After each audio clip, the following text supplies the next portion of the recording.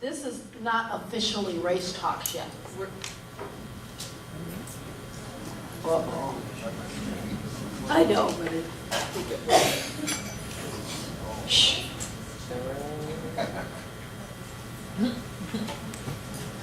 Okay. Anyway, this is the newcomers orientation time. And just want to let you know what Race Talks is about and kind of how we operate and how it started. Race Talks started back in 2010. I was a teacher in Portland Public Schools and doing courageous conversations in race. And it started because we were doing, if you have not read the book, Courageous Conversations in Race, it's a great book to read. It talks about, it gives you some principles for discussing race.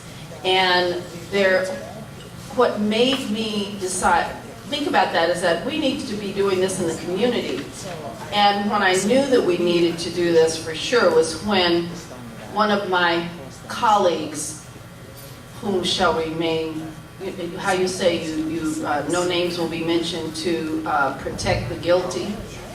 So one of my colleagues got it. We were doing courageous conversations in race, and this is a person who used to have folks in my office crying who were the same ethnicity as this person. And it wasn't around issues of race, it was just around issues of personhood. And this person got it. And I thought, oh, we need to have that out in the community. So I went about putting that together along with McMenamins and Uniting to Understand Racism. So here we are, and we're in our 4th year now. So I'm really excited about that.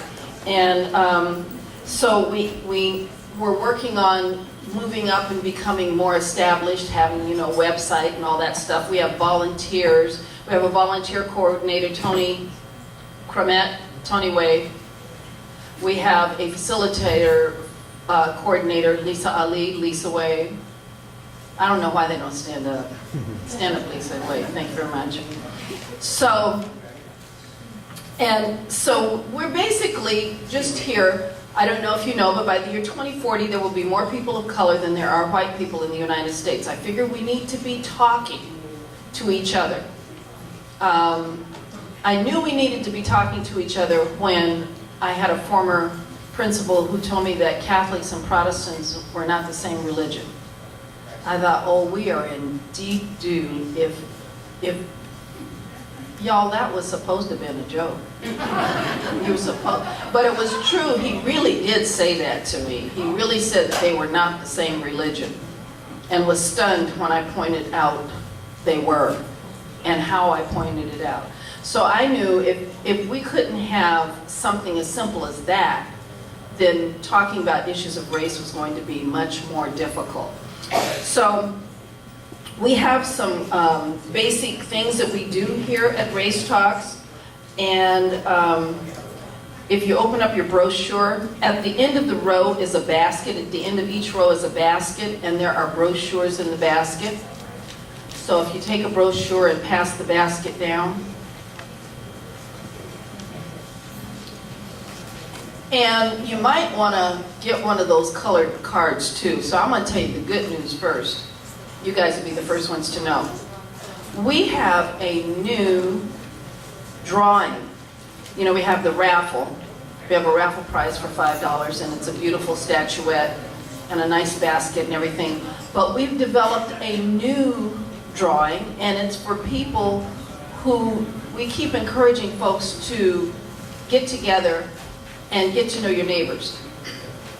So if you are a couple, if you meet someone here tonight and you say, gee, this seems like an interesting person, I'd like to get to know that person, we encourage you to go have coffee. So in order to make that easier, what we want you to do is, see those little colored cards? These are for people who say all the time, I would give you my card, but I forgot them at home. Now you got a card. So this is what these are for. And there's pens in here. Oh, I would give you my number, but I don't have a pen. There's a pen in here. And, oh, I would take notes, except there's no paper. Little pieces of scratch paper. And for those people who want to tell their story to the rest of the world, OPB usually is here and they want to hear your story. So you can fill out one of these cards and leave it on your seat, and then we'll make sure that OPB gets it and gets in touch with you so that you can tell their story, and they can put you on this, I can't remember if it's on the radio or on TV. But anyway, we are overcoming objections, okay? All right, so what this drawing is for, and this business card, is so you will go and find someone who does not look like you. In other words, if you are black, don't pick somebody black. If you are white, don't pick somebody white. If you are Asian, don't pick somebody Asian. Go pick somebody who doesn't look like you and say, gee, you know, you seem like such an interesting person. I think I'd like to get to know you better, and let's go have coffee. And so what this drawing is that each of you should put your name on this card, and then there's a little basket back there with a Race Talks card on it, and McMenamins is offering a $25 gift certificate for you to go have coffee. So there's no excuse for you to say, I don't have money. Okay? I don't know where to go. Okay? We overcome objections here. Thank you very much. So, all right, so with that, we have our follow-up activities. And maybe we should go over the ground rules first. The ground rules are really interesting. Listen to each other with curiosity. You don't know what somebody's experience is. I mean, people think they know who you are. People who you have known for years think they know you, and they don't. So just listen with curiosity. Respect differences. Agree to disagree. It's okay that I don't think the way you think. I can listen to what you have to say, though, and respect that. And speak from the self and not from the heart. This is the hardest one for me, because I'm always talking about, I know somebody who. And I really do know somebody who. But I'm supposed to be speaking about my personal experience, not somebody else's. Respect confidentiality. When you leave here, if you want to share the discussion that happened, you can do that. But you can't say, you know, I was talking to Sue Jones, and she said, you know, she's the one who works at so-and-so, and she said blah, blah, blah. Can't do that. This is one of those times where you can talk about, I know somebody who. Contribute honestly and positively. That is really important. I mean, and that was one that I really had to work on. Now, the honesty, I got no problem with. But the positively, it took me a few years and some classes and a whole lot of introspection to do that and not complain. You know, to go to the negative. I was reading something the other day about Gabrielle Union, who is absolutely gorgeous, and she was saying that she was at a beauty parlor and Beyonce came in, and when Beyonce left, she was saying that Beyonce was one of those kind of women that when she came in the room, it's like all the air got sucked out of the room and nobody else got noticed but her. And when she left the beauty parlor, one of the women said, did you see her knees? So it's like looking for something negative to say. So, you know, contribute honestly and positively, and assume positive intent. One of the things that I've felt really good about here with Race Talks is that I've had white people who have come up and said, you know, I really enjoy Race Talks and I feel safe here because, hold on, that buzzing is killing me.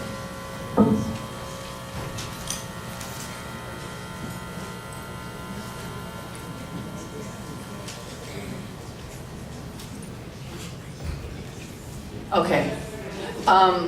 Who have said, I really like coming to Race Talks because I feel comfortable and confident that I can share and I don't worry about putting my foot in my mouth. I don't worry about being judged.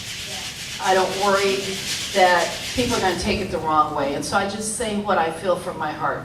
And then I've had people of color who have said, this is the first time I've ever told a white person how I really feel about race. And I didn't hold anything back. And that's what we want you to do. Now, we don't want you to be calling people out of their names, you know, like the name that's not on the birth certificate. We don't want that.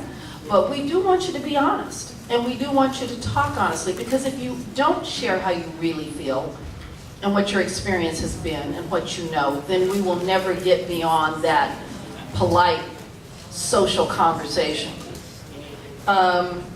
Be open to new ideas. There are going to be things said that you don't believe. I have a friend that I had shared some things with at the beginning of our friendship that happens to be white. And he said, when you first said that to me, I was sharing an experience about race and racism. He said, I didn't believe that. I thought, right, give me a break. But after coming to race talks and having gotten involved with race talks and hearing other people's stories and what they have to say, I realized that I live in a totally different world than you do. And that that's a real possibility from the world that you live in. So that's the kind of breakthroughs we're hoping people will get, is to understand that the world you're in is different from the world I'm in, and vice versa. So one of the things that we talk about is some basic premises here at Race Talk, is that there is white privilege, and whether you realize it or not, you do have white privilege. A lot of people, you know, and white people don't think that they do because you work your butts off. And yes, you do work hard. But what you don't realize is that we have to work harder. And asking white people about white privilege is like asking a fish how's the water. Fish don't know they're in water. You know, sometimes some audiences laugh when I say that. We're going to have to work on you people. This is a tough group. Tough group. We go, hello, you out there? Okay, so, and the other thing is that I liken race in America to a 100-meter race.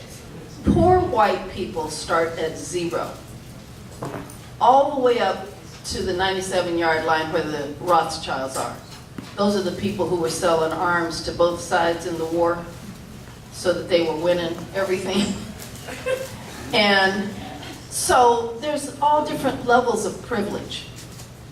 And people of color start behind the 0 line. I mean, it's kind of like, and I'm not speaking of politics, but I remember reading that what was his name? Gingrich. No. Who ran for president? Romney. Mitt. Newt Mitt, you know, one syllable with a T at the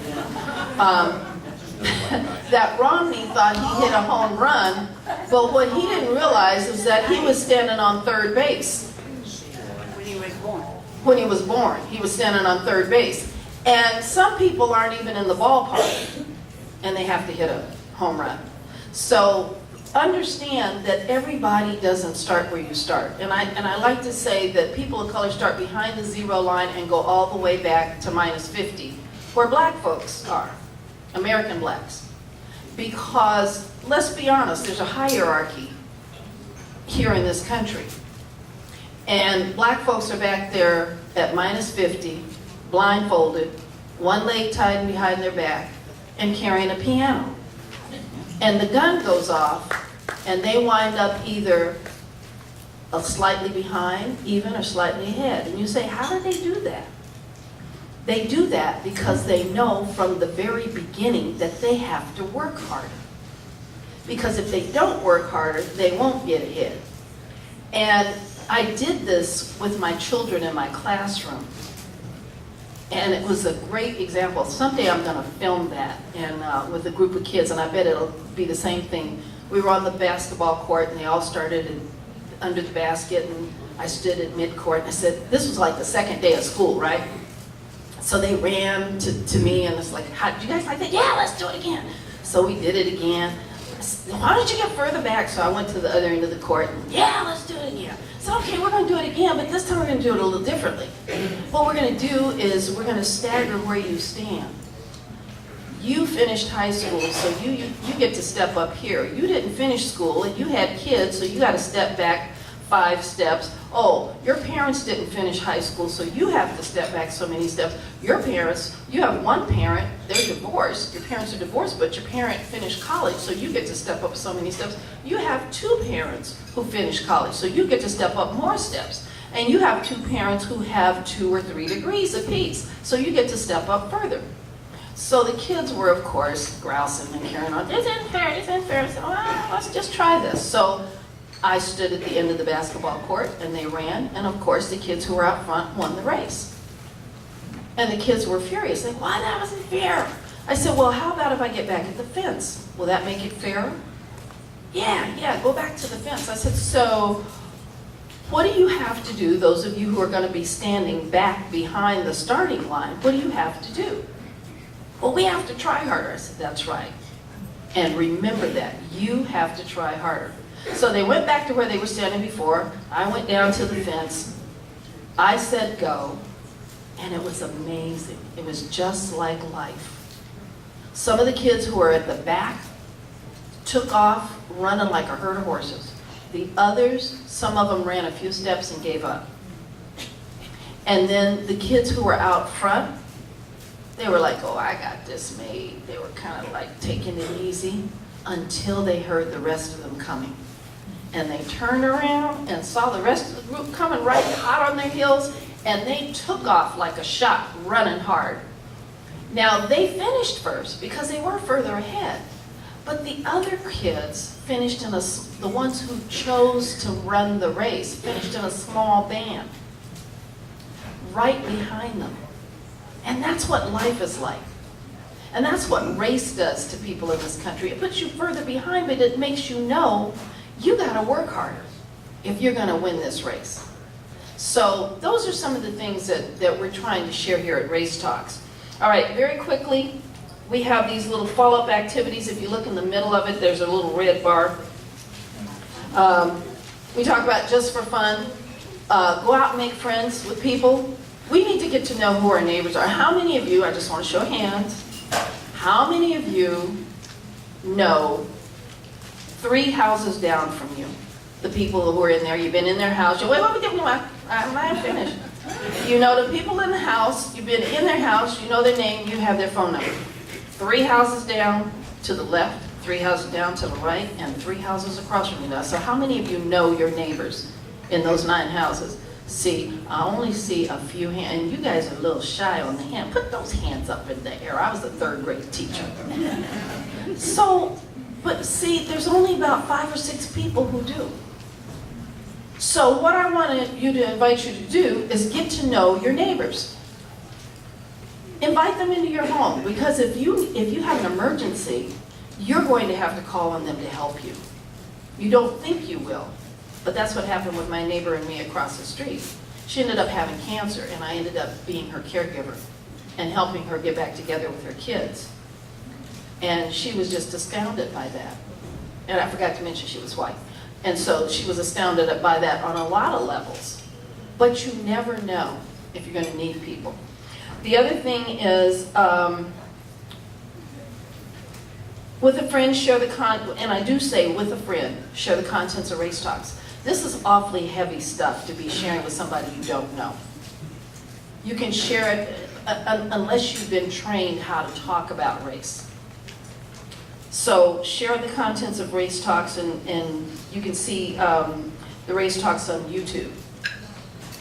Then, how many people of color, POCs, or different ethnicities are on your speed dial? That is people that you call up to say, hey, let's go see a movie. Let's go hang out tonight. Hey, I need a drink. I need somebody to do that with. Come on, not a drink, a drink. You know those days where it's like, you know, or the people who call you at 3 o'clock in the morning and go, I need to talk. How many of you have someone of a different ethnicity on your speed dial? Okay, there's a few hands in the audience. Great. How many of you have a speed dial, period? If you don't have one, you need to get one. Okay, and then the last one is join a dialogue group. We have Uniting to Understand Racism, and they've kind of gone defunct and have now fit into another group. And so Race Talks, we're in the process. Miss Lisa, would you stand up, please? Miss Lisa is working on her master's in conflict resolution and facilitation, and she's writing a training program for us to do dialogue groups. So we'll be doing dialogue groups in the next 6 months. So with that said, remember there's a drawing for $25 for McMenamins. And also wanted to make sure, sign the sign-in sheet, please. When you and we have book clubs. How many book club members are here tonight? Stand up, please, book club people, so they can see you in case they're interested in joining. See these people standing up? You didn't stand up. You raised your hand that you were in the book club. Oh, you're in a different one. Okay, so these are Race Talks book club people. And so we would love for you to talk to them. We're trying to get book clubs started around town. And we've got 1 or 2 started already. So Race Talks is out to change the way the landscape looks. And we want you to be a part of that change. So thank you for coming tonight. Oh, I forgot to mention Tom will kill me. Tom, where are you, you handsome devil? See this handsome guy. I told him to stand under the light so it would shine on his head so we'd all see him. I'm giving him a bad time. Tom is a handsome man, and he is a super dedicated educator and a facilitator for Race Talks. And he is, if that's not enough, then he's also working with a program called Camp Odyssey. And he has a couple of people with him who are former members of Camp Odyssey, and they are now counselors. And this is a program, it's a junior Race Talks for high school students, 14 to 18? Free. And yeah, free. Free, and it's free. And it's going to be this summer. It's a week-long camp, and they need adult volunteers also. And there are brochures on the end of each aisle. And they will be back at the pizza machine after the evening is over. So if you are interested in volunteering, or if you have a teenager that you would like to be a part of the program, please go back and see them. They're doing good work, good people. So right now I'd like to introduce Tony Cromet. I'd like to introduce Tony Cromet. Tony Cromet, you can come up here. I don't know why Tony's being shy tonight. I didn't see an agenda, so I wasn't. Okay, well, great. So glad you're all here. My task is to tell you about the other Race Talks. Race Talks, the original one is here at the Kennedy School the second Tuesday of every month. And Race Talks 2 is in its, well, just starting its second year, and it is at Jefferson High School the first Tuesday of every month. So I'm telling you about the upcoming programs. Jefferson High School, first Tuesday of May, is going to be changing the face of Oregon PTA to improve Oregon's schools for all students. And Donna is on the state PTA, head of the Diversity and Inclusion Initiative for the Oregon PTA. And so this promises to be a very, very good program. Doors open at 6. The program is from 7 to 9, just like here. And next month, here at the Kennedy School, the second Tuesday is where push-outs can lead the death penalty. And for those of you who might have been coming to Race Talks or following it, this is one that we were looking at having a couple of months ago, I think, and then we needed to postpone. And so we got snowed out. That's what it was. And our presenters couldn't be here. So in May, that will be the program here.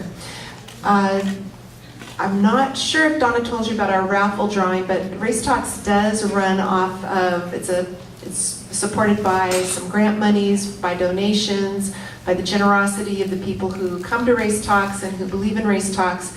And so one of the ways that we help to raise money is that we have a raffle every time. And so for $5 raffle tickets, you could win one of the wonderful prizes that are available this month. And you can get those at the table where you came in. And also there's a basket for donations. So if you just would like to donate to Race Talks, you're welcome to do that. We think that we may have funding to get a website up, and so one of the things we're really looking for right now is someone who can build a website, who really is a website builder, who would like to donate that skill to Race Talks to get our website up and running. And if you are that person, or if you think you know that person that would like to do that for us, the way to contact Race Talks is on the brochure, and you can call that phone number, leave a message, or email. We really need to get our website up and running. And so, excuse me. So what, how much of this am I doing? I'm sorry, we did not talk about this ahead of time. Did you talk about the get acquainted thing? Yes. Okay, I thought you talked about that. Just in case Facebook page is already there. Oh, the Facebook page is there, that's right, so you can see us through Race Talks. Donna told you about the Get Acquainted bonus drawing. We really hope that you guys will participate in that. And just so you know, every time we have a Race Talks, it costs us about $500. And so the money that we go for donations and grants that we write, it is to support that. At this time, Donna does not get a salary. It's all run by volunteer work. And so just at that, anything you can donate is very well appreciated. And we talked about book clubs, and on your sign-up sheet, if you're interested in a book club, you can check that off, or if you're interested in being a volunteer, you can check off there. And that is that information. And the restrooms are right across the hall. I'm not sure if we gave you that information as well. So,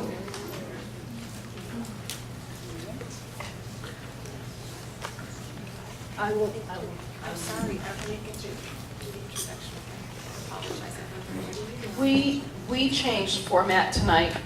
Normally we sit in seats and we have a whole different format that we use, and Tony and I usually connect, and because tonight was so different, we didn't have time to connect, so I apologize for that.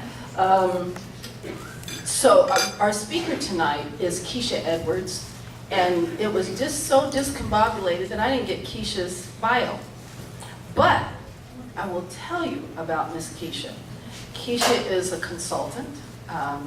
She was a consultant at Portland Public Schools, and she worked for the Northwest Regional Labs. I'm not sure if you know what that is.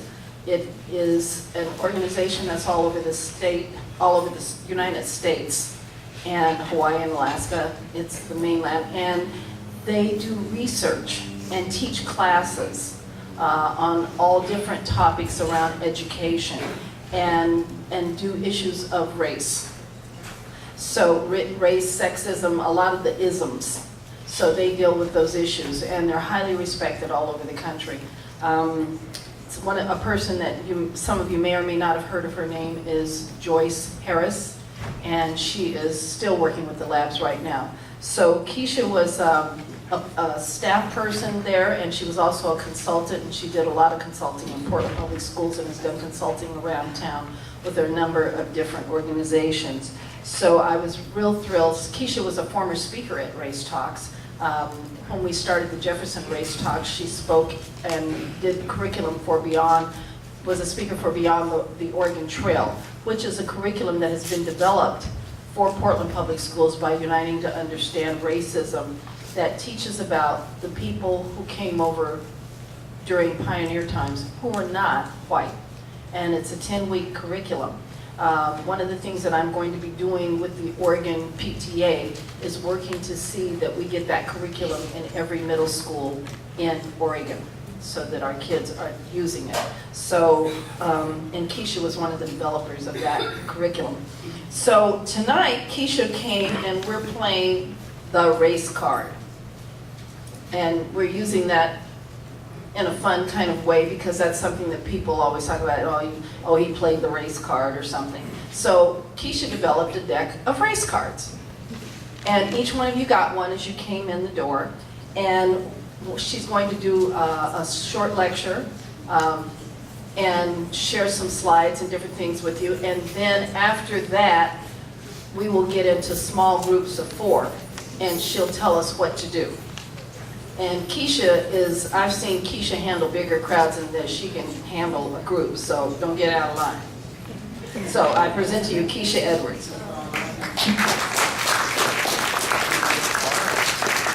Oh, are there any people who did not get a card? So Whoa. Raise your hand. Wow. So, Okay, let me go do that now. there you go. While you're lecturing. And there's some more cards at that front table. So everybody needs a card.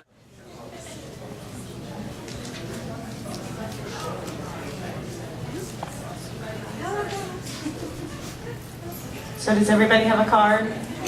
We're working on it. So how are you all doing tonight? Excellent. And as I was introduced, my name is Keisha Edwards, and I have to say that I'm very excited to be here tonight to share with you. I'm also very humbled. I haven't done this work in a long time. For me, I'm doing little projects, and so this is I used to do big groups all the time, and then I got burnt out and decided that I needed to take a break from the work. So this is the first time that I'm coming back in about a year to a really big group. So I have to say that I'm greatly appreciative to be here, very honored and humbled to be here in front of you. I will tell you a little bit about myself and my journey and what brought me to this work. I grew up in the Midwest, Milwaukee, Wisconsin, and I was of the first generation of Black students to be bused for integration. And so that was in the 70s, and what that meant for me was being bused to predominantly white, affluent schools, my K through 12 experience. And I remember very early on having painful schooling experiences because I would say that the school systems that had the kids come in weren't prepared for the children, the teachers weren't prepared, the students weren't prepared, and I definitely felt isolated, I felt segregated, I felt misunderstood, I felt not seen. And I can think of countless specific incidences of non-malicious and malicious racism that I experienced both from students and teachers K through 12, so that by the time I got through high school, which was a struggle for me, because by the time I got to high school I was so disconnected and didn't feel like school was about me or for me, that when I graduated, I decided I never, ever, ever wanted to see an educational institution again. What that meant was I made a decision that college wasn't for me. I got out into the world, and I always had jobs, luckily, that were very creative. They were always low paying, but creative. And I found myself in many startup businesses that I got to share my creativity, but it was often told to me that we can't give you that raise or we can't give you that job title, we'll let you do the work, but we can't make it official because you don't have a degree. And so I got that enough to the point where I was like, okay, maybe I can do school. So I went back to school, Portland Community College first, then Portland State University, with 3 kids in tow. 2 of them are in the room. And I actually found myself in school because then I got to start to take all the histories of people that look like me in brown skin. So I got to take African American history, Native American history, Latino history, but only because I chose it. And after getting out of school, I realized that there are so many kids that look like me that could have a powerful and positive educational experience if the adults around them could just figure out how to connect with them and make education about them and for them. And so that's what brings me to this work. Most of my work over the last 20 years has been done in schools, working with educators around culturally responsive teaching. Like, how do you connect with students for reals? How do you center students' home, family, and community culture into the curriculum and into the school to make it relevant and rigorous and to build deep relationships that will move and motivate students? And so I love my work. I've been doing the educational equity work for about 20 years, and a couple of years ago, I found myself in a place of deep burnout. because the work is hard and the systems are designed to do their work well, which is to maintain the status quo. And I decided that for my own mental health and spiritual health that I should probably take a break, which was very sad for me because I do consider it my life's work. But I need to find a way to come back to the work so that healing is deeply embedded in it. Because when you're talking about race and you're talking about equity and you're talking about kids that don't have and who aren't seen, there's so much pain in that and so much hurt, so much misunderstanding. So lesson learned in hindsight, I wish I had figured this out 20 years ago, but healing needs to be deeply embedded for everybody involved. So that's a little bit about myself from a personal perspective, a little bit about myself as a facilitator. So as I said, I've been facilitating for 20 years around this topic. I think that there isn't a manual really on how to do it. And so I've just been flying by the seat of my pants for 20 years. But I think that I've learned a lot of really great things along the way that I can call a practice. Because I think dialoguing about race and racism and equity and social justice, you have to be mindful, you have to connect it to the literature, and it has to be a deep practice. And so I think that I've learned some things along the way that I'm going to share with you. One of the things that I think has been challenging for a lot of folks around the topic of race and racism is having a common language to talk about it. And so a lot of the times when I'm invited in to begin the conversation, what I have had to do, what I have found helpful, is for those who are engaging in the conversation, it's important for us to get on the same page with common language. Because lots of key terms and language to race and racism can be scary. And I think that our language around race and racism has been stolen from us, meaning that we're taught, particularly in mixed groups, that it's not polite to say certain words. And certain words can shut down the house when said out loud around race and racism. So one of the first things that we need to do is reclaim powerful language.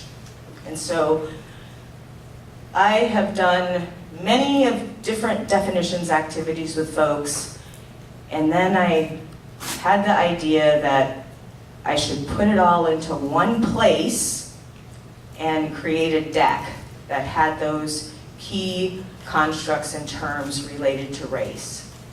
And I like the idea of a race card deck. And the reason why, I'm just going to read the introduction to the race cards. And you don't have this. You each have one card from the race deck. But this is the reason why I created the race deck, playing the race card. So playing the race card is a phrase that is well rooted in dominant U.S. culture. It is currently used to describe a person of color who deliberately, falsely, and unfairly accuses a white person of being racist in order to gain some sort of advantage.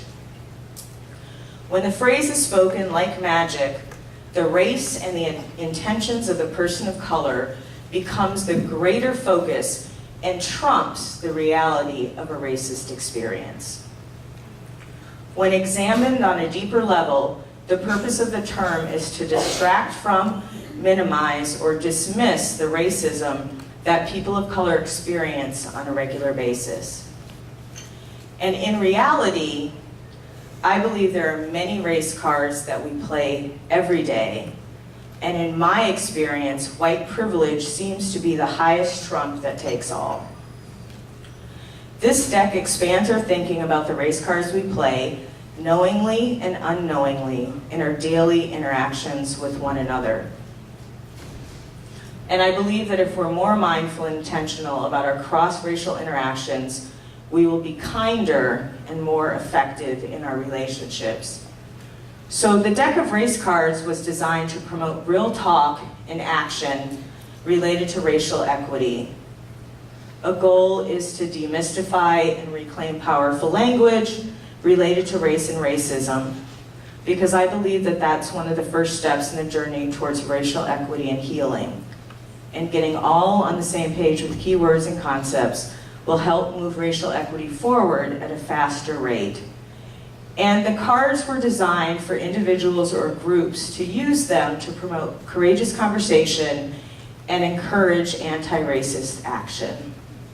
And so what I'm going to share, one more tidbit before I get into the deeper presentation, is that I firmly believe in real talk. Like, we have to get to the nitty-gritty and talk plain about this issue. And I've lived a life in academia for 20 years where we don't talk plain about the issue of race. Very convoluted. And so the bigger the words, the more confusing it gets. And we love big words because we think that makes us really smart. And I guess big words makes us smart, but I don't know. I think that it's important that with the issue of race and racism that we get edgy, push boundaries, and especially in public spaces. And so I'm going to just say right this second that I'm going to be a little edgy. And I'm going to invite you to push your own personal boundaries around this topic. And then before I go on, I want to introduce a couple folks that are going to help me play with race cards with you all. And Tobin, who I really love and appreciate, and he has done restorative justice work around town for a very long time, and appreciate his work. I'll let you introduce yourself in a minute. And then, this is my child, Erin, and I have another child in the room. She may have disappeared because she hates it when I do this to her. Can you wave back there? Hello, that's Ari. And so I believe deeply in family engagement. And so I put my kids on the spot all the time to engage in the work with me. And I put them on the spot with permission. I definitely don't do anything that might compromise their safety. And so he has agreed to play with me. So I'm going to give it to Tobin, and you can tell a little bit about yourself and maybe why you showed up, and then the same thing for Erin. Wow. So introduction's a quick one? Quick one, just Okay, say hello so, to people. Hi. See y'all. I'm really honored to be here tonight. I work for a nonprofit doing restorative justice work in schools. The aim is to keep kids in schools, specifically our youth of color who are disproportionately pushed out because of institutional oppression, racism, also in your deck, so we can for sale in the back. Oh, yeah, so yeah, I'm doing that work, and again, just really, really honored to be here. And I guess I'll say a little bit, I don't know, more later, but that's all I got for right now. Tobin. Hello, everybody. I'm Keisha's son, and I've dealt with this concept and topic, firsthand experience, and I'm just delighted to be here and be a part of this session. Do you have a name, Keisha's son? Aaron. My name is Aaron, everybody. Okay. All right, so I'm gonna invite them up at a specific time, so you guys can have a seat. So the flow of the evening. So what we're gonna do as a large group is define a couple of key terms or constructs related to talking about race, and then the terms that we're gonna define are race and racism, racial microaggressions, reverse racism, doublethink, and transforming the status quo. And I think that I have a lot to share with you, but I'm not the only voice around this topic, and the more diverse perspectives, the better. And this is the first, I'm super old school, meaning I didn't really like computers came into my age when I was like 20 something. So I usually have flip charts and colorful stuff all over the walls, and I'm doing it a little different. So this is a challenge for me. I actually made a PowerPoint, which I never do. Yay! And I was so excited, even at it being up, that I was like, maybe I can do this. That looks pretty good. And I also embedded a couple of videos within the PowerPoint. And so you're going to have some additional voices besides mine helping to define some of these key terms. And then again, I said I was going to be edgy. So I have found a couple of folks that may be a little provocative to help define these key terms that we do as the large group. And then it's very funny that there was a little bit of bubble of conversation throughout the room about where are the tables. So people were very curious, and this is intentional. So I didn't want tables because I actually want you guys talking to each other without an obstruction in the middle. And so in a little bit, when I get you all into smaller groups, you're going to actually connect in quads, 4 people, and you're going to get to move the chairs, and you're going to get knee to knee with people. Okay? So I'm just prepping you. Alrighty. So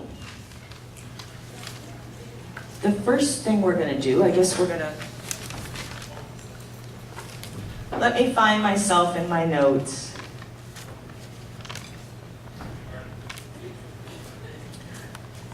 So the deck of race cards,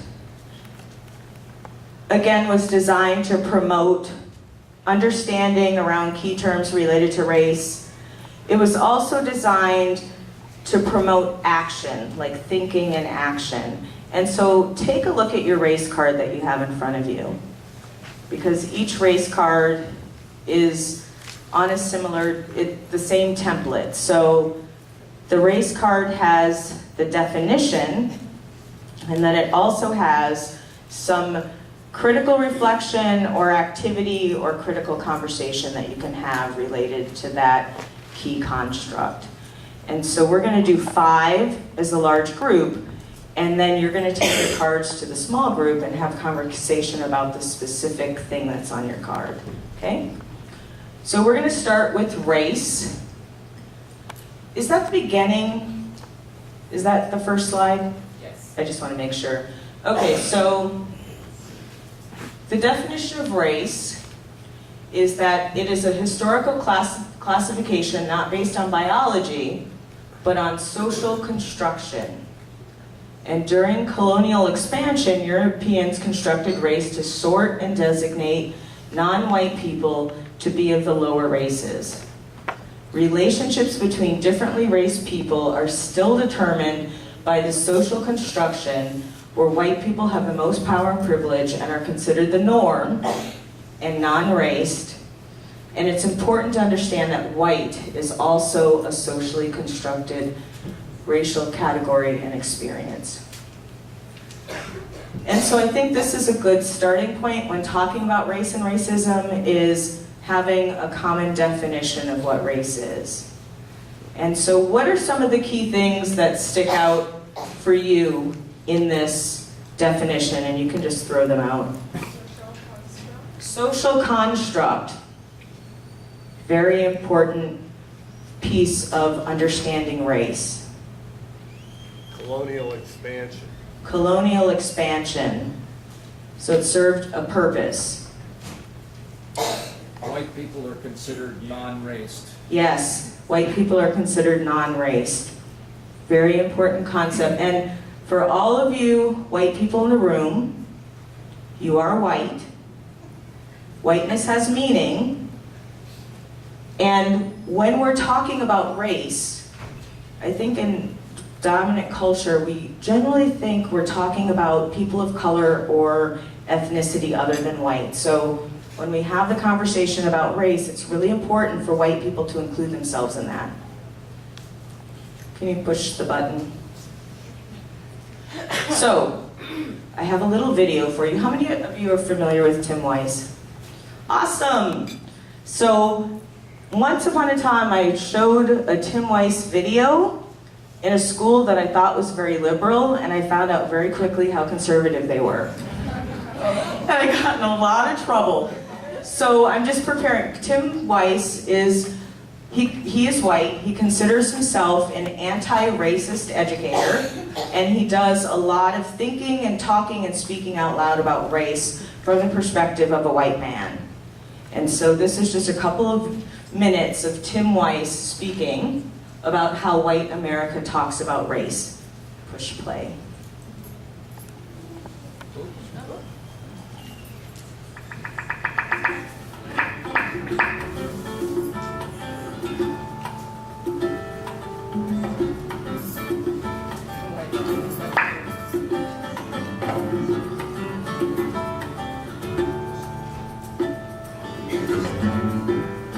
The vast majority of white Americans have really never been in a position where we've had to think actively about race and racism. In fact, we sort of have the privilege historically and still today of being really oblivious to the lived experiences of people of color. So then when those experiences get brought to our attention, either because people of color talk about them, or some racial incident takes place, or some study comes out demonstrating discrimination, we're usually caught very much off guard. We're sort of in that la-la land of believing that we're sort of in this post-racial place. And unfortunately, it's been that way for a long time. It's not just a modern phenomenon. White folks going back 40, 50 years did not, even in the early 60s, think that racism was really a big deal worth focusing very much attention on. A very small minority realized that it was.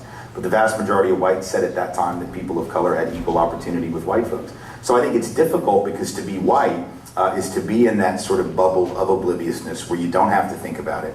And if you don't have to think about it, you don't get a lot of practice talking about it. And if you don't have a lot of practice talking about it, when you finally have to, you usually don't have the language, you don't have the skills. It's like having a book club where people of color and white folks have all been asked to read the same book. And in this case, it's the book of their collective life. People of color have read 400 pages, white folks have read the preface, and then we're supposed to come together and have a conversation. It's not easy.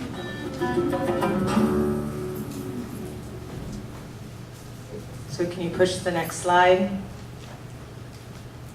So what I want you to do is just talk to the person sitting next to you, say hey. So we're going to pair and share, and you can choose, it's just for a couple minutes to warm us up for some conversation. So introduce yourself to the person that you're sitting next to, and then have a conversation. And you can start with, how do you identify racially? How does race impact you on a daily basis? On a scale of 1 to 10, how comfortable do you feel discussing race and racism with openness and honesty? And what would it take for you to feel highly skilled to discuss race and racism with openness and honesty? So I'm going to put 4 minutes on the clock. So share talk time. So if you want to move, if you want to find somebody you don't know, that's totally awesome. So get up and move, say hey. And you can even, it's 4 minutes. If you feel comfortable, you can stand and have the conversation. And so find someone to talk with. And I'll bring us back. I'm going to have you all do that parent share just a couple more times before I get you into your quad. So I so appreciate you coming back quickly, because it makes the transition easier. So this deck of race cards, I've been thinking about it for like a decade. And then I finally got half the deck done about a year ago and did a print run of 100. So I think the first print run of the race cards had like 30 race cards defined. And then I did a print run of 100, and those got gone very, very quickly. And folks that I used them with said that they were a wonderful tool to help ground and center them in the conversation, and also promote personal reflection and then dialogue with other folks. So over the last year, I've collected many reflections that folks have written on their race cards, and I've gotten permission to share them. So I'm going to share a couple of other folks' reflections about these terms, or these constructs. So this was a reflection that a person did around race. Having just spent 7 years in Montana, I didn't see racial diversity in my everyday life. Still, a major issue in Montana is the injustices faced by the Native American community. Until moving to Oregon and taking classes pertaining to racial justice, I was living in an ignorant world, absent of race and racism. But now I see how much of a privilege that is. While now I am thinking critically about racial equity through academia and interpersonally, I haven't made connections with people of color and stood side by side with them in our mutual, equitable collaboration to end injustices. I can no longer just talk and think about this issue without being an ally and coming out as one. So far, I am working for people of color, but not with them. So I think just our experiences with race are so important to take stock of. And so I want to encourage you to do that with yourself, but we learn and grow best with others. And so how can you begin, and I know you all have come to Race Talks, and so this is a wonderful opportunity to do that, but think about the other places so that it becomes like the air that you breathe, and it's just regular and every day, and it's not jarring or outside of who we are as human beings. So push the next slide. Oh, so what I know that you went over ground rules, but I want to go over ground rules really, really quick. These are ground rules that I use to help ground and guide the conversation about race, and they come from a woman named Angeles Arian. Is anybody familiar with her? Yay, she's great. She's a cultural anthropologist, and she does a lot of writing that connects culture and spirituality, and she's got a new, it's not so new anymore, but a book out called The Second Half of Life, reflecting on being over 50. And so she just is very philosophical and does a lot of deep thinking that I appreciate. And so this, The Fourfold Way, comes from a book of the same name. And in a nutshell, she has studied a few cultures around the globe and tried to synthesize what is it that those cultures do that they have in common when they come together to do important community work. And I think talking about race, addressing racism, being anti-racist is important community work, so it fits for me. So the first thing she says is everybody shows up. And look around the room, lots of you showed up, that's a good thing. But show up doesn't only mean physical show up. Show up means that you bring your head to the conversation, your deep thinking. This is a really emotionally potent conversation. You have to feel something. And so if you're talking about race and you're not feeling, you're not really doing the work. Emotionally potent work. We have to engage our hearts. And then the other thing that she says that's connected to show up is our hands. So what is going to be different? What's the action? What's going to be different as a result of you coming to these race talks every time? Or having a conversation about race? Because I do believe that talk is not cheap when done right, but it's not the only thing that needs to be done. We need to begin to think about, if we are different people, how will the systems that we are a part of be different? If you're a teacher, how will your classroom be different? If you're a manager, how will you hire differently? So what's the action piece? So the show up is about head and heart and hand. The next thing that she says is it's important to create an environment where everybody feels like they can tell their truth.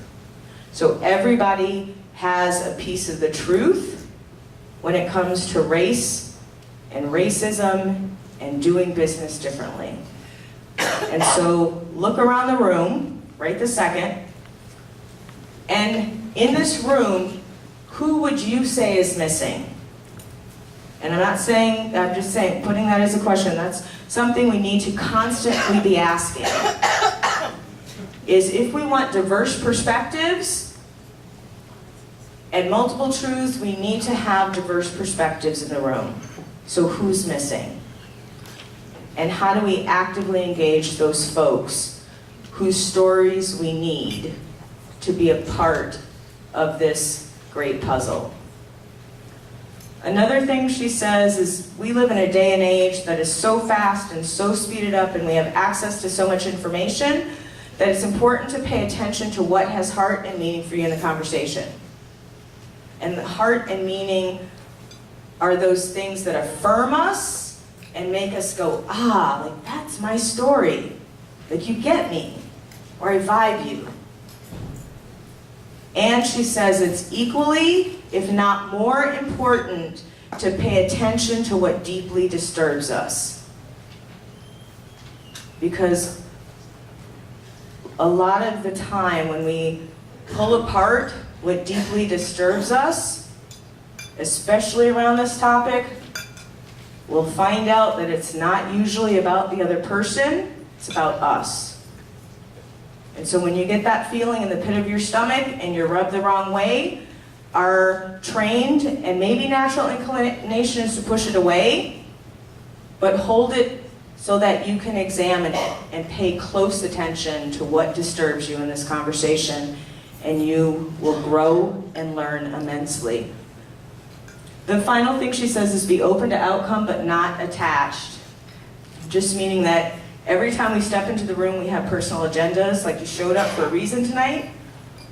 And that's important to have an agenda, but it's also important to be willing to let go of that so that the learning that, I don't know if supposed to be, because it's the right word, but the learning that could happen, happens. Sometimes we're so tied to our agenda, our perspective, our experience, that we're not willing to let other stuff in. And I have found, I started using these probably about 15 years ago, and at this point, they're like the air that I breathe. And so when I'm facilitating a conversation about race and things go awry, which they will, I have this little script running through my head that says, Isha, bring your butt back in the room. I know that comment was scary, but it's all good. Because if we can work through the hard stuff, then we know we're in community with one another. And so keep pushing through. So I want to encourage you to hold these ground rules, to try them on as you have the rest of your conversations. Okay? All right. Okay, so racism. The conscious or unconscious, intentional or unintentional system of oppression based on race that involves the unequal distribution of systemic power for people with white skin color privilege in 4 main areas. The power to make and enforce decisions, the access to resources, broadly defined, the ability to set and determine standards for what is considered appropriate behavior, and the ability to define reality and have other people accept it as if it were their own.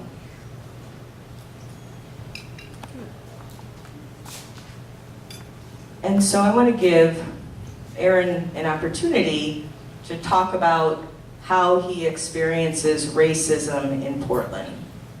And I don't know where he's going to go with this. He probably doesn't know where he's going to go with this, but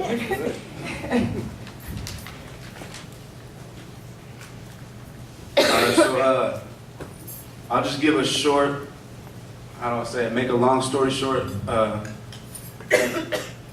filled out an application to work at Subway, it was just gonna be a temporary job, but anyway, I'm really good with people, very social, and I got an interview the first time I filled out the application, and the lady was like, hey, can you start tomorrow? I think it was on 92nd and Division, which is, Southeast, but she was like, you have experience, because on my resume I had experience with food and stuff. She was like, you have experience, can you start tomorrow? So I was like, yeah, I can start tomorrow. I need a job real quick. Anyway, the next day I walked in, the whole place was flooded. Like, I think the toilet was it didn't have anything to do with me, but it was flooded. And she said somebody flushed the toilet last night, so the managers were in there running around crazy, mopping stuff up, and I was like, well, I'm supposed to get trained today. I'm supposed to start today. Can I help out? Do you guys need any help? And she was like, just sit right here. The guy that's supposed to train you is going to be here any minute.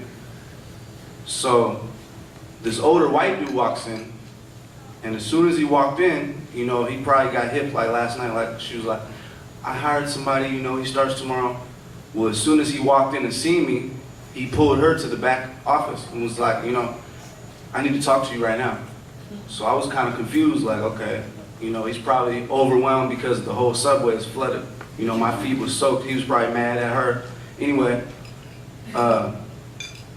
they come out of the back office and she's straightening her shirt, like, staring at me. So I knew they were talking about me in the back, And he walks up to me and he was like, did you memorize the menu?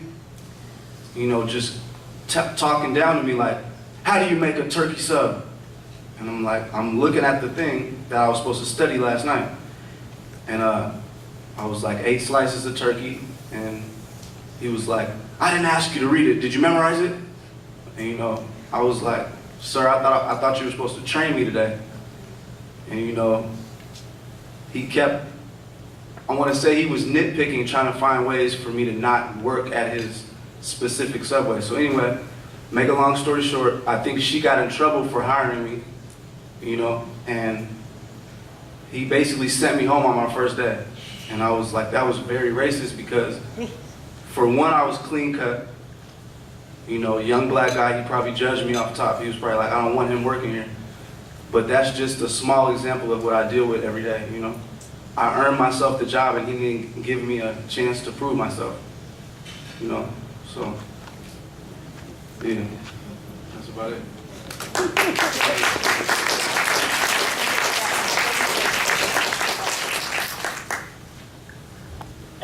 So thank you, and I just have to say a couple things about racism. It's real. It may look different than it looked 40 years ago, overt racism, and it might not look different because I think those experiences of overt racism still exist. I think racism is also very subtle, but it's regular for people of color. And in this work, one of the most important things for you to do as an ally, as someone who's taking up the fight, is to believe people when they tell you what their experience is. And even if you can't wrap your head around their experience, or you can't believe them, because it's so outside of your frame of reference or understanding, put that experience on the shelf and talk to some other people. And eventually, when you connect with enough people's stories, you begin to believe what people's experiences are. Next. And so I was going to have you, I'm just going to pose this to you. I'm not going to have you talk because time goes so quick. So regarding racism and eliminating racism, what are you most curious about? And so just think about that for about 30 seconds.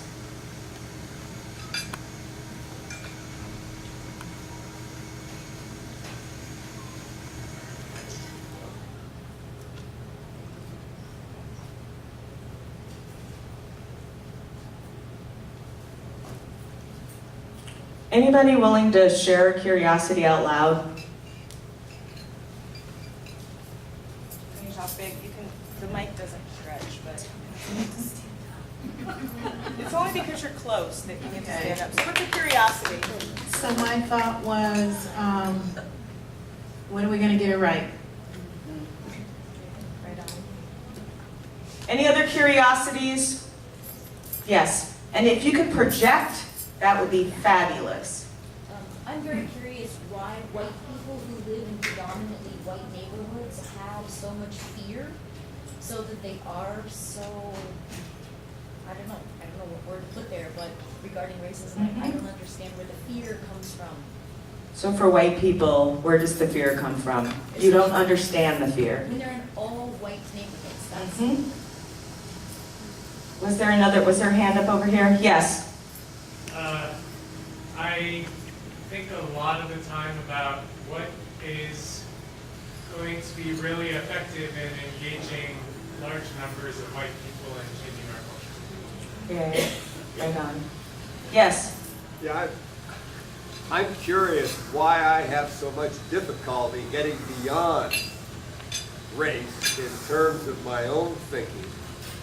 I've been teaching it most of my life, and I somehow find as I get to the, I'm on that downward slant now, but it's still there and probably more powerful than it was 30 years ago. Yes. Yeah, I'm curious about the historical stories I've read, particularly about Oregon and Portland, of the struggles of black people in Oregon and the astounding patience. Where does it come from? People like Otto Rutherford or other people who are who went through so much, and it's still going on. And when you hear their accounts, it's like, how can they be not like James Baldwin said about being a black man and being alive in America is to be in a constant state of rage.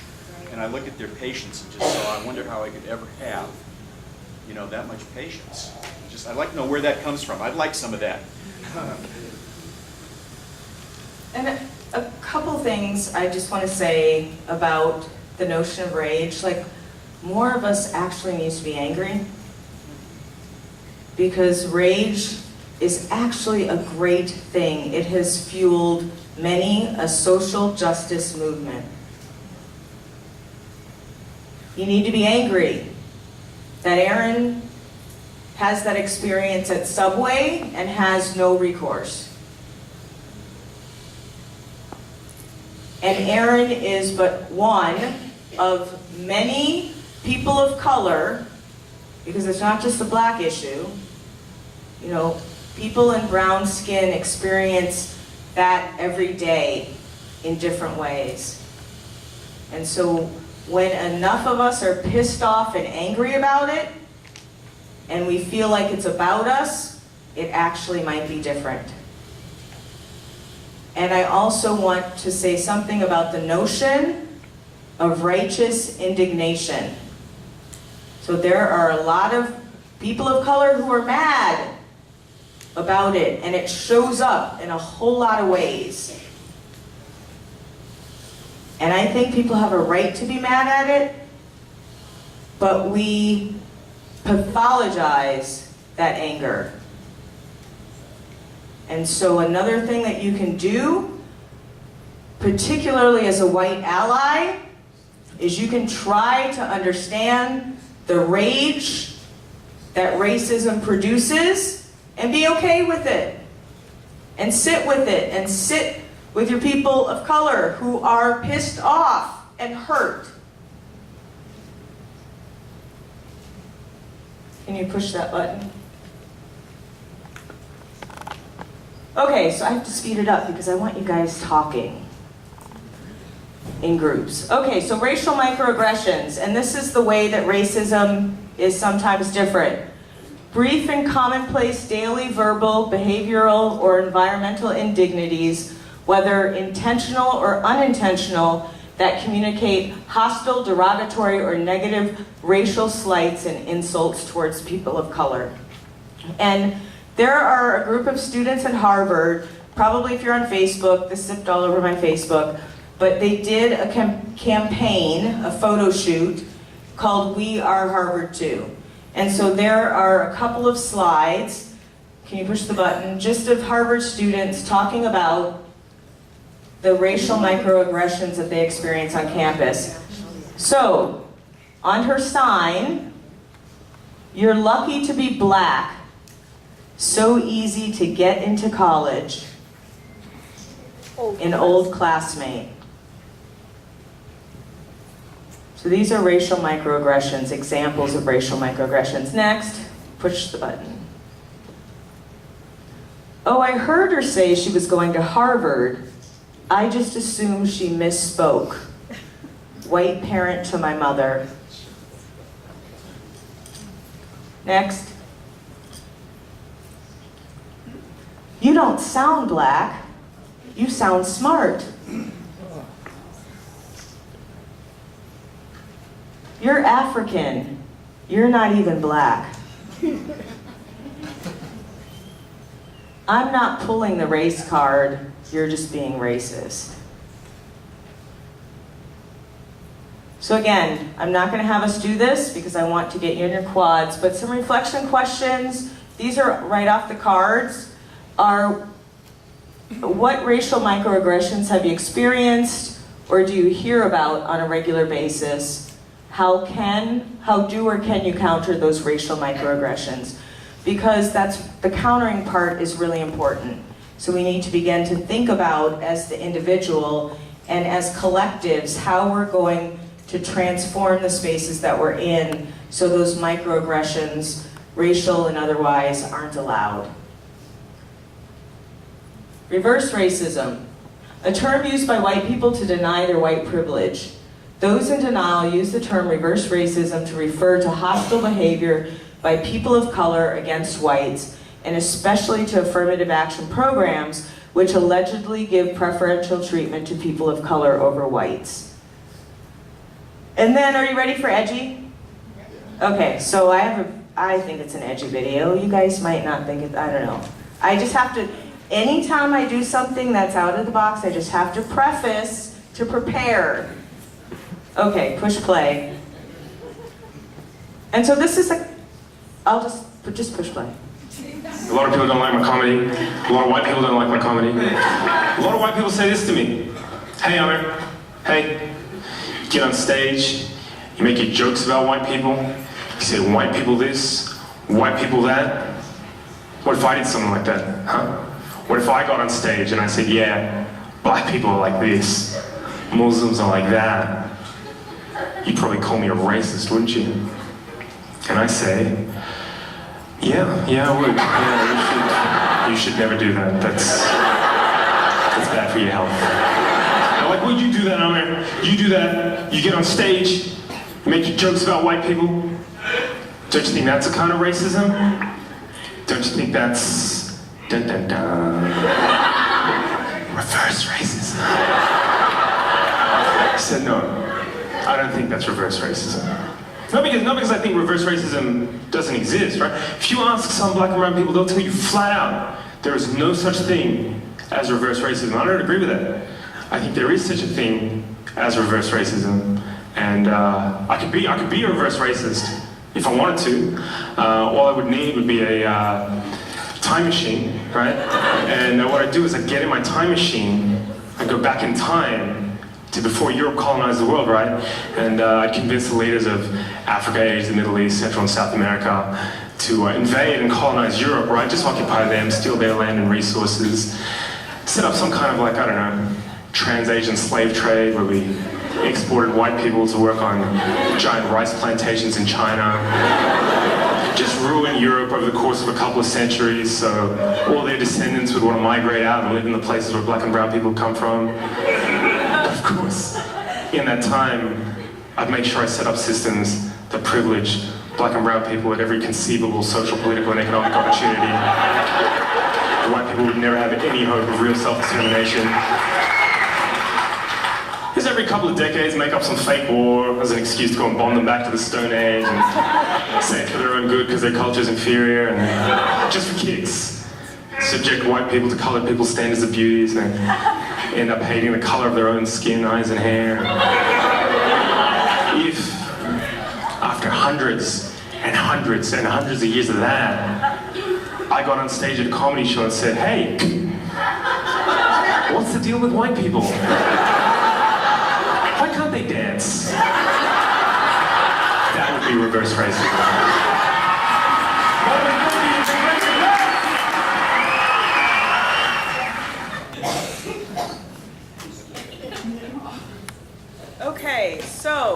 again, I think that it's, I Get love your humor. microphone. Oh, I'm sorry. So I know you have to be careful with humor, especially race-based, cultural-based humor, but I do think that it's important to find ways to think outside of the box around this issue. And I think that some of the comics of color, and some white comics too, are edgy. And so that's another thing that you can do with your group of friends, is find edgy YouTube videos and laugh. Okay, so we're gonna define one more term, and then I'm gonna have you get knee-to-knee with people. So Tobin's gonna define doublethink, because again, stretching the way we think about this. All right, thank you. So, read it out loud. Doublethink, the power of holding two contradictory beliefs in one's mind simultaneously, accepting both of them as true. I picked this card, and Keisha said, that's a hard one. I said, great. So let me try to explain this one a little bit. And for the people of color in the room, I apologize, but I'm going to be speaking mostly from, I was saying, for the people of color in the room, I apologize because I'm going to be speaking mostly from, obviously, the perspective of a white male, heterosexual male, at that. And I think from that perspective, one doublethink that I constantly need to hold in my head, especially when I'm thinking about racism, when I'm thinking about whiteness, is that white people are the problem and they are the solution. So I grew up in Iowa, and for some reason, like I always had this thought that you know, I wasn't racist, because I had black friends, right? And then I go back and I look at my yearbook and start looking through the pictures, and it was like I was just surrounded by white people, right? We had already talked about it. Ms. Donna already talked about it. Just we're fish swimming in what we know, so we'll be talking a little bit about, swimming in whiteness, right? So kind of doing race and equity work, and specifically, being in educational institutions and doing the work there. I've come to find more and more, if it's not obvious, how much harm white people are doing. And I think even like well-intentioned white people, right? And I noticed this over and over again. I think someone had mentioned that earlier too, that we're doing, it's the card, that we're doing for people of color, not with people of color. And I think that that's where most of the harm comes into play. I've been in Portland for about 7, 8 years now, and just seeing over and over again, the harms that are happening, not only with our children, but within our community here. And then I get this sense of like, there's another word in there, I think it's called stereotype threat. I get that, and I've gone through that a lot too as well, with my own whiteness. I'm thinking about like, I don't want to be like all these other well-meaning white people. I don't want to have to like, be in community with these people because they're part of the problem. And so I almost get to a place of where like I shut down and I can't move forward anymore. White people are the problem, right? Okay. Part of the problem. So I also want to talk about like part of the solution as well. So I think about, again, not doing for, but doing with. That like as a white person, as a white heterosexual male, that I need to do everything that's within my power and within my privilege and within my reach to end the racism that I see happening around me, both on the interpersonal level and on the systemic level. And I think it's really important that we have to do that again with, right, and not for. I look around this room and I'm seeing a lot of white folks, and I've also heard some of the questions being like, well, when are we going to get it together, right? And that's a great question.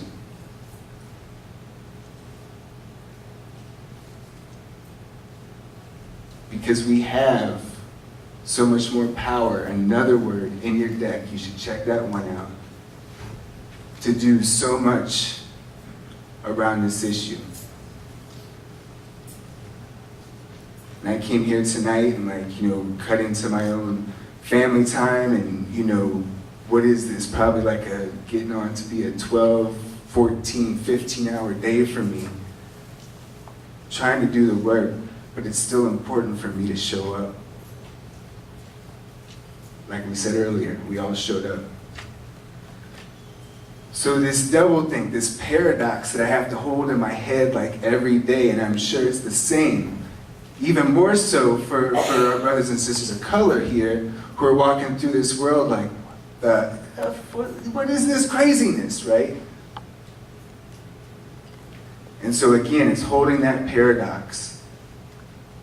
And I think my challenge, and hopefully we're going to have a second to talk about it, is that paradox can often destroy us. It can cause us to stunt our growth, cause us to move nowhere, or it can empower us. And so I hope that we can stay with that empowerment piece. But I don't know. Is that good? Is that a good definition? Okay.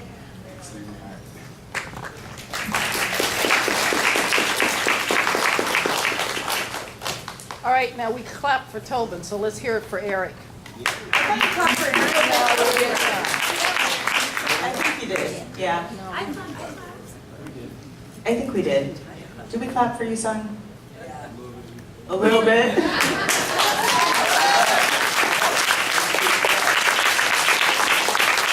So are you ready to get into your cards that you have in front of you? Are you ready to talk? Yes. Awesome. Does somebody need cards? Okay, speak. Do you need the mic? Speak. I think it's crazy how we could judge somebody by their race or gender and skin color so fast. So if I was walking down the street and I seen somebody oh, they're this gender, they'll believe in this or something.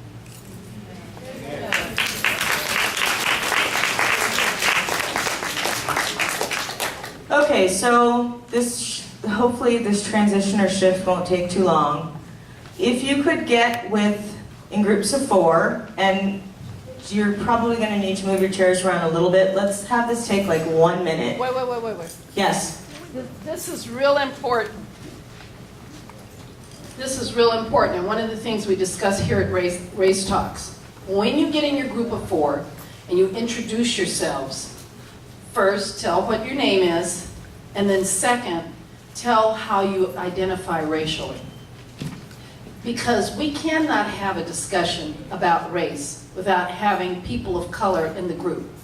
And if there is not at least one person of color in your group, please make sure you find somebody. I think there should be enough people of color in the room tonight that we can have one in each group. I hope so.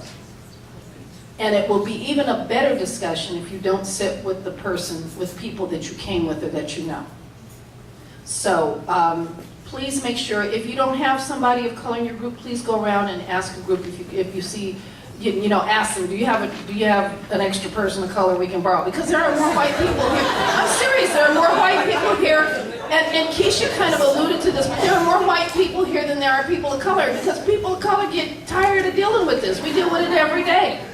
We don't want to come and spend our spare time dealing with it too, so we've got to make this a safe place for people of color to come. All right, thank you.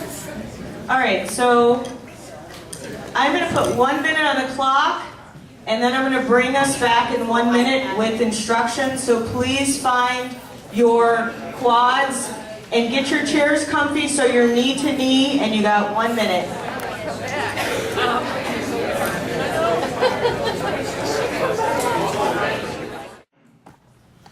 To talk about how that card, whatever the construct is, how does it impact you? How do you experience it?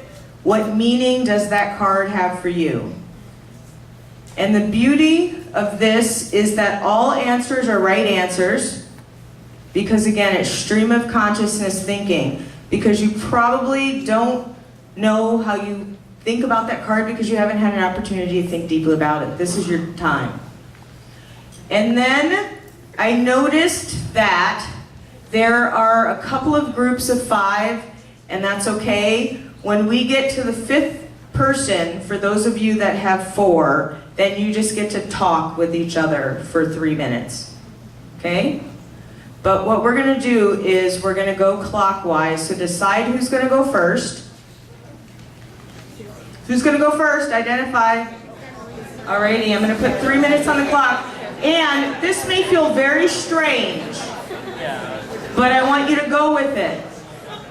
And even if you don't have anything else to say after 30 seconds or 1 minute, you still get your full 3 minutes. And your job as the people that are listening, listen up, is to listen attentively but non-verbally. And so you're not going to ask any questions, you're not going to break in with personal story, you're not going to ask questions, you're just going to listen attentively. So you might have to tuck in just a little bit tighter, maybe, to hear well. And some of you are already close, I see knees touching, that's good. Okay, first person, so make sure that everybody knows in the group which card you've selected.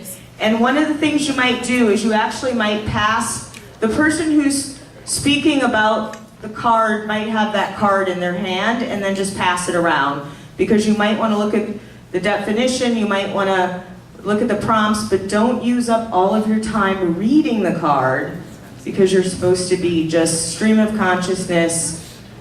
How does that card impact you? How do you experience that? Are you guys ready? Okay, and then I'm going to, at the end of 3 minutes, I'm going to call time, wrap up that thought, and then you're going to pass it on to the next person. We'll pass it on. Okay, first person, whatever your card is, how does that impact you? What comes up for you in relation to that card as you see the definition go?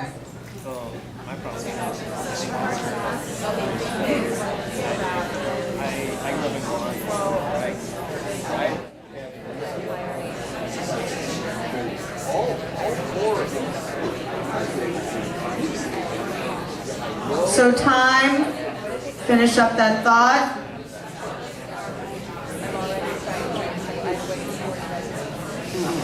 Finish up that thought. Pass the card to the next person. In relation to that race card, how do you experience it? What comes up for you? 3 minutes, go.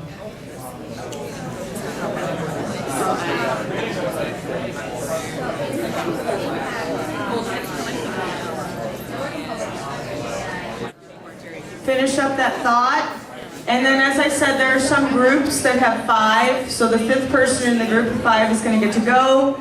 And then the other groups of 4, you just have conversation for 3 minutes. So those groups of 5, pass the card to that person. And then in relation to that race card, how do you experience it? What comes up for you? 3 minutes, go.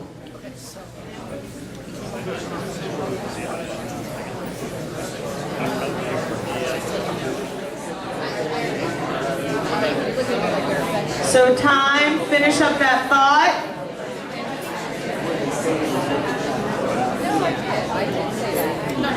Finish up that thought.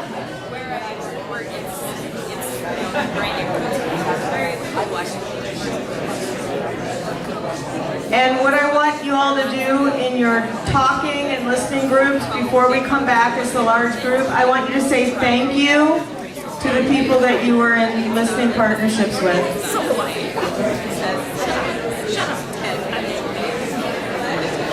Did everybody say thank you? Thank you. And so I want to, you can stay seating where you are sitting. And I want to bring us back as the large group for closing. Very quick closing because we are just about at time. So I hope that the race cards have been helpful to help you begin to build your common language for talking about race and racism. I hope that they have been a helpful tool to spark dialogue tonight. And I'm going to put in a couple of plugs, and they might be shameless. So I am selling the race cards if you're interested. And the regular price on them with the printing cost would be $12.95, but tonight they're $10. And then I do have to give the disclaimer that there are a couple typos in there, but the next go round, when I'm actually going to try to get them to a publisher, not self-publish them, we'll get the typos out. And then, this is the really shameless plug. So I told you that I needed to leave the work for a little bit. And so what I did was I opened a shop on 20th and Hawthorne. It's a really cool vintage antique store. What's the name of the store? It's called the Piazza 1960. It used to be in an old wig. The wig store. So come visit me. That would be awesome. It's across the street from Cinemagic. Cinemagic. On 20th. On 20th and Hawthorne. 20th and Hawthorne. Yay. So buy my cards and come visit me at the shop. That's it. Right on. Okay, let's hear for Keisha.